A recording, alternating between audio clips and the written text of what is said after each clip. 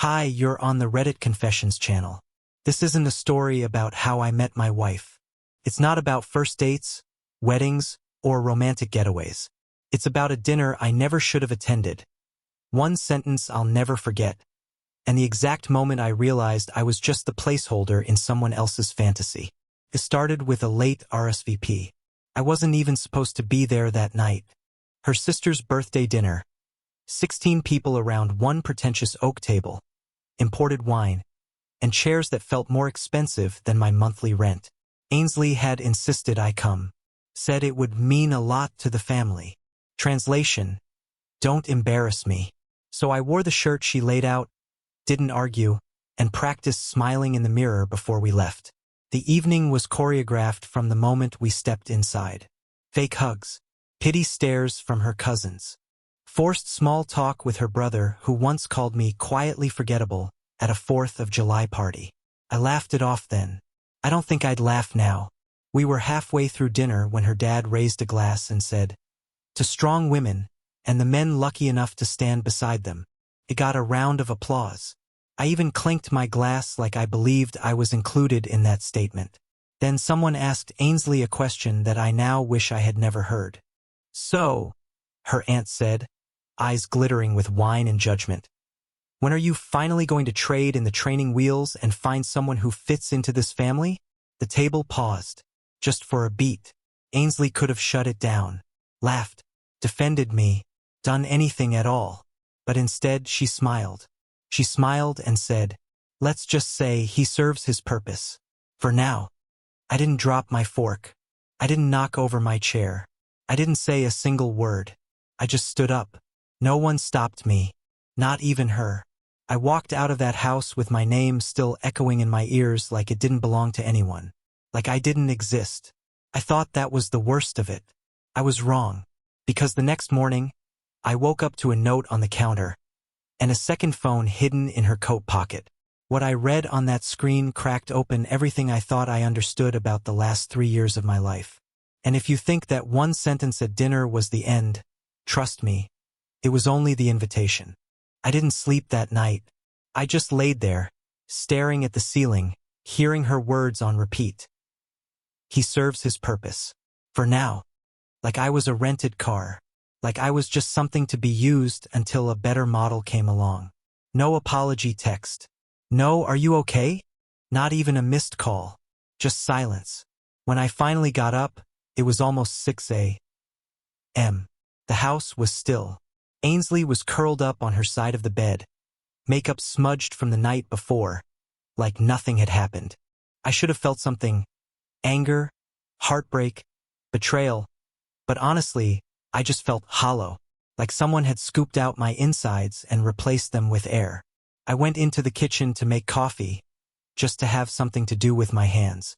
That's when I saw it. A pale yellow sticky note on the counter. "Didn't want to wake you. Jim, then errands. Back by 11. A heart doodle at the end like that made everything okay. I stared at that note for way too long. Then something caught my eye. A glint of silver poking out from her coat pocket, hanging on the chair. I don't know what made me reach for it. Maybe I was looking for proof. Or maybe deep down I already knew. It was a phone. Not her phone, the one she always left face down, passcode protected like it held state secrets. This one was older, a little cracked in the corner. No case. No fingerprint lock. Just a 4-digit PIN. I held it for a few seconds, unsure. My hands were shaking. Felt wrong, like crossing a line. But then again, hadn't she already erased the lines? I guessed the code. First try, my birthday. It worked. The screen lit up. What I saw made my stomach twist. Dozens of messages. Mostly one name at the top. Cam. Not saved with emojis. Just Cam. Like someone she didn't need to dress up for. I opened the thread. "Dinner with the zoo tonight. Wish you were there instead." He just sat there smiling while they all laughed. It's honestly sad. "Can't wait for our weekend. You always make me feel like me again." There were photos. Hotel room selfies. One of her in lingerie I never bought. Another of them holding hands in a car I didn't recognize. And then one voice message. I didn't want to listen, but I did. Her voice, soft and giggling. Honestly, I think I might do it soon. Just end things. He's too spineless to leave anyway. I dropped the phone. I stood there, gripping the edge of the counter so hard I thought it might snap. I wasn't angry. Not yet. What I felt was worse. I felt confirmed. Everything I had feared about myself. Being invisible, replaceable, weak. She said it out loud. To someone else. And laughed. But that was the moment something in me shifted. Because for once, I didn't cry. I didn't beg. I didn't confront her when she came home humming, dropping groceries on the counter like nothing happened. I just started packing. And what I left behind was something she never expected. It's strange how quiet betrayal is. There's no dramatic music. No thunder crack in the background. Just the soft rustling of drawers, the click of a suitcase zipper, and your own heartbeat thudding like a ticking bomb. Ainsley was in the shower when I started packing. I moved like a thief, not wanting her to know what I was doing. Not yet. I wasn't ready for confrontation. Not when I had spent the last few hours reading her digital love letters to a man I didn't even know existed until that morning. I didn't pack everything. Just the essentials. A few shirts. My laptop. Toothbrush. Socks. Important documents. Everything else I left behind. She could keep the couch, the plates, the bookshelf we built together that never stood quite straight. Let her have the life she curated for herself. Down to the perfectly fluffed throw pillows. As I zipped up the suitcase, I caught my reflection in the mirror. I looked small. Not in a physical way. In a presence kind of way. Like I had been shrinking in this relationship for years and hadn't realized until now how little of me was left. She came out of the bathroom wearing my old hoodie. The one she used to steal when we were still playing house. Her hair was damp, face flushed. She smiled when she saw me. "Hey, you're up early. Want breakfast?" I didn't answer. I picked up my suitcase. Her smile faltered. "What's that?" Still, I said nothing. She stepped forward, confused. "Melvin, are you going somewhere?" I looked at her then, really looked, and it hit me I wasn't scared anymore. Not of being alone. Not of failing. Not of starting over. The fear that had once kept me tethered to her approval had been burned away by the sound of her voice calling me spineless to someone else. I finally spoke. I found the other phone. Silence. Her face dropped like a glass hitting tile. I watched her eyes dart, calculating, rehearsing a lie she hadn't thought she'd need. "What phone?" she asked too quickly. "The one you hid in your coat. The one with the messages to Cam. The hotel photos. The voice memo where you called me spineless." She opened her mouth, closed it again. For the first time in years, Ainsley had nothing to say. I walked past her. No yelling. No dramatic exit line. Just a quiet departure from the mess she made. But I wasn't done. Because while I was packing, I remembered something. An old external drive in my desk drawer. One I hadn't touched in years. It was meant for work backups, but it had something else on it too. A recording from our living room camera. The one she forgot we even had. And when I opened that file, what I saw made the messages on her phone look like a fairy tale. I didn't plan to open the old drive. Not that morning. Not ever, really. It had been shoved in the back of the drawer for so long I forgot it existed. Tangled in charger cords and paper clips. But something in me, maybe a voice I hadn't listened to in years, told me not to just walk away. Not yet. Not until I saw everything. The drive booted up slowly. I expected old invoices, maybe a resume from years ago. What I found instead was a folder labeled am_logs. For a moment, I didn't recognize it. Then it hit me, the motion-activated camera we installed in the living room 2 years ago after a break-in scare. Ainsley had said it was too invasive and wanted it off within the month. I thought I had removed the app and left it unplugged. Apparently, it had been recording anyway. I clicked into the folder. Dozens of clips. Most of them random. Empty room, shadows from passing cars, the cat jumping on the couch. But one clip stood out. Dated exactly 3 weeks ago. Timestamp, 2:13 a.m. I hesitated. Every instinct told me not to click play. that some part of me would never be the same after. But I did it anyway. The footage was grainy, black and white, silent. The lights were off, just faint outlines visible from the streetlight outside. The front door opened. Ainsley stepped inside. She wasn't alone. The man behind her, tall, lean, too familiar, closed the door gently.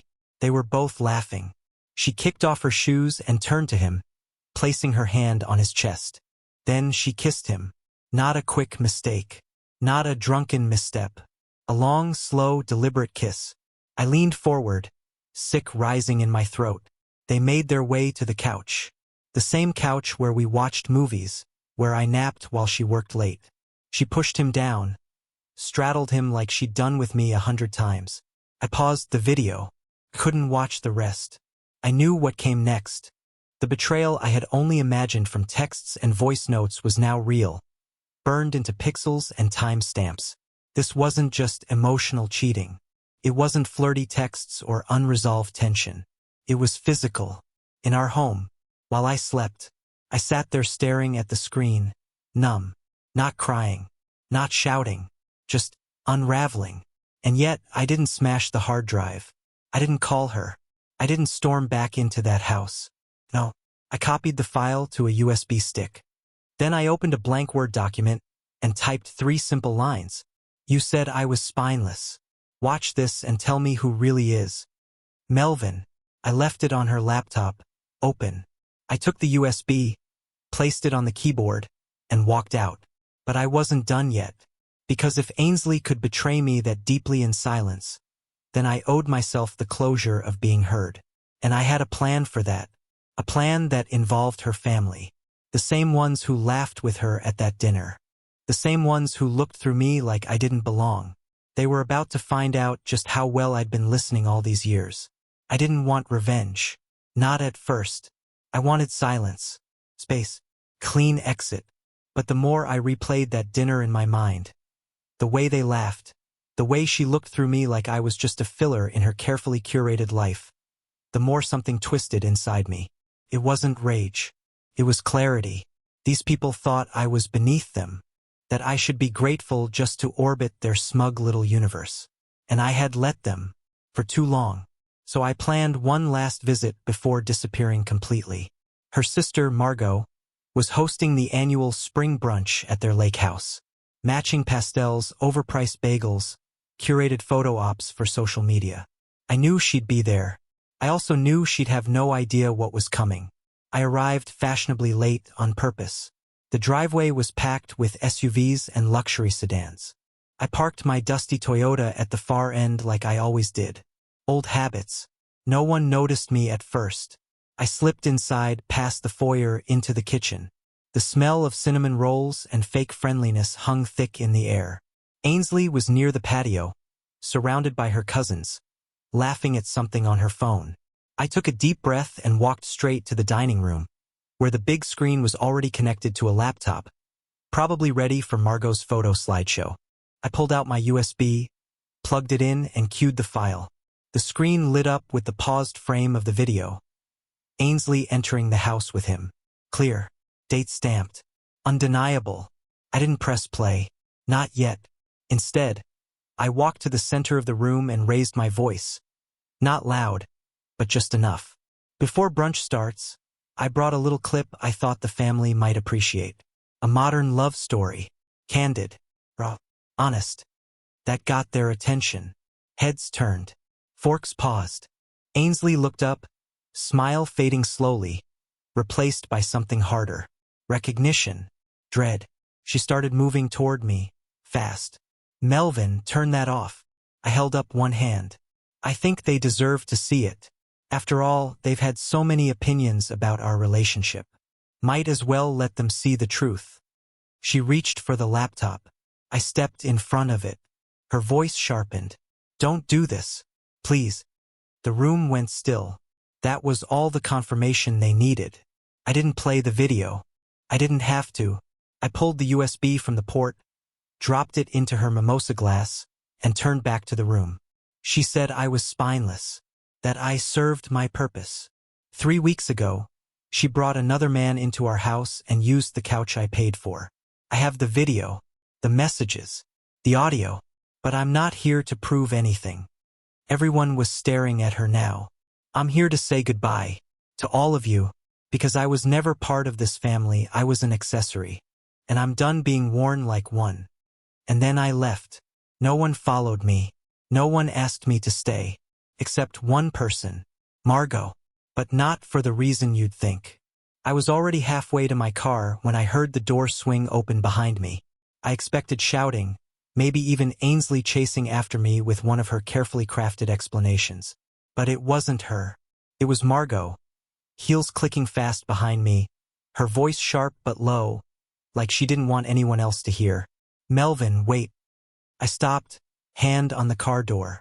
I didn't turn around. I wasn't ready to see another sympathetic face hiding quiet judgment. You need to know something, she said, breath quick. It's about Cam. I froze. I figured something was going on, she continued, stepping closer. Not just because of the way she acted around you, honestly, we all saw that. But because Cam, he used to date me. Before he vanished from my life completely. Before Ainsley suddenly started acting like she had some huge secret she was proud of. I turned slowly. You dated him? Margot nodded. Not seriously. Fizzled. But then months later he stopped responding to texts. Wouldn't return my stuff.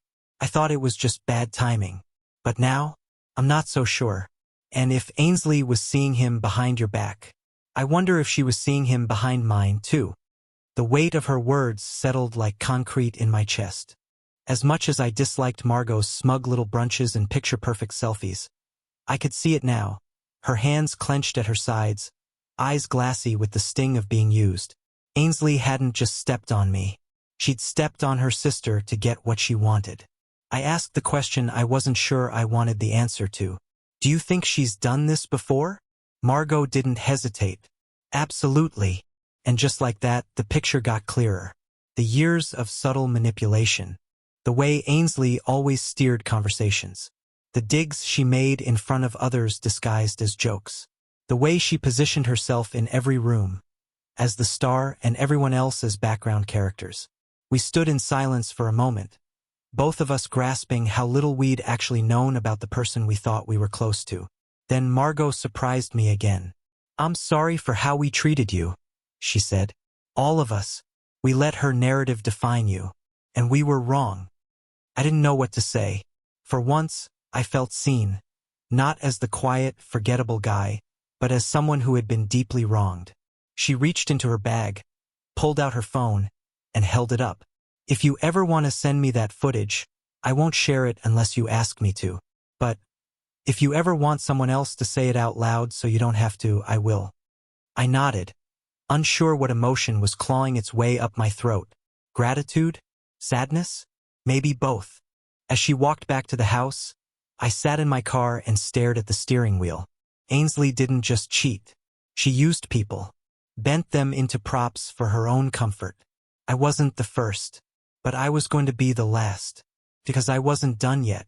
There was one final thing she still didn't know. Something I had quietly protected all this time. Something that could change everything, including her carefully curated future. And now, I wasn't sure if I wanted to protect it anymore. There was something about the drive back to my apartment that felt surreal. The streets looked the same, the buildings unchanged, but I felt like I had returned from a different universe. One where everything I had known about my life had been dismantled piece by piece. I didn't cry, not because I wasn't broken. I just didn't have anything left to drain. I walked into the apartment slowly. It was still ours, technically. Her jacket was still draped on the back of the chair, and her perfume lingered faintly in the hallway. The scent made me nauseous. I didn't want to breathe in anything that reminded me of her anymore.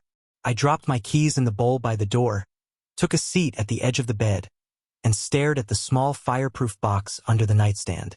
I hadn't opened it in nearly 2 years. Inside were documents, stuff most people forget they have until it's time to renew their insurance or close a bank account. But tucked beneath tax forms and warranties was a sealed envelope with her name written on the front in my handwriting. I pulled it out like I was handling something radioactive. She never knew I had this. Never knew I'd gone that far. We had been trying to conceive about a year into the marriage. Or rather, I had been trying. She said she was too. Until one night, after too much wine and one of her "you're too sensitive" fights, she said something that never left me. If I did get pregnant, it wouldn't be with your genes. I'd make sure of it. She brushed it off the next morning like a joke. But I never forgot. I also never forgot the appointment I made 2 months later, a full panel fertility check just to be sure. The results came in a week later. I was sterile. No chance. No miracle fix. Zero mobility. I never told her. I convinced myself she was just lashing out when she said it, that it didn't matter, that we had time. But somewhere deep down, I had kept that envelope. I didn't know why at the time. Maybe part of me suspected something my heart wasn't ready to admit. And now, it all made sense. Ainsley hadn't just betrayed me. She had played me, built a life around convenience and image.